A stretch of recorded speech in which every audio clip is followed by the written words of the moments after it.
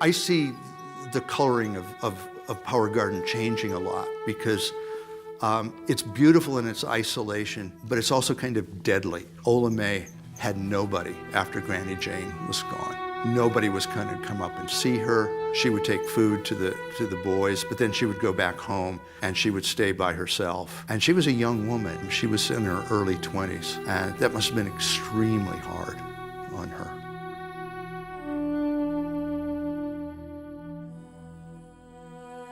We came in from work at the mine late in the evening and stopped at the shack where Ola May lived a couple hundred yards from our house.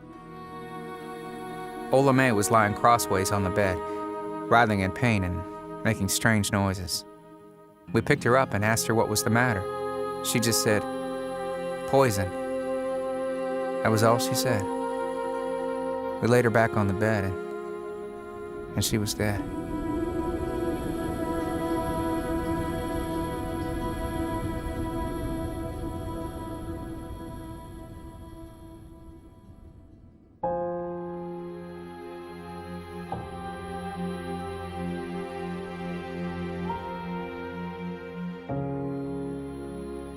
Ola May's death was just such a shock to the whole family. That family adored her.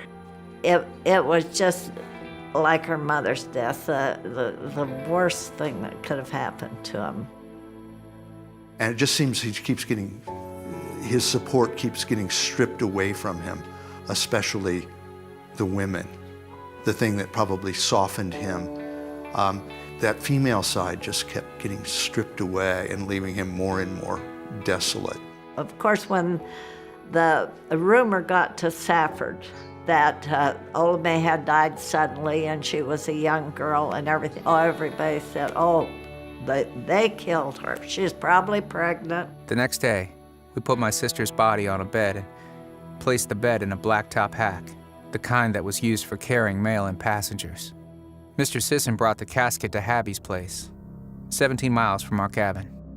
Rumors of Ola May's mysterious death had already begun to ripple through town. Sheriff Frank McBride immediately put together a small inquest team and left for Klondike. The inquest provided a rare opportunity to discuss Tom and John's absence from the draft registers. The inquest took place at the Haby home in Klondike. Mrs. Haby recalled the somber scene. We laid Ola on a table in that bedroom, and Dr. Platt performed the autopsy there.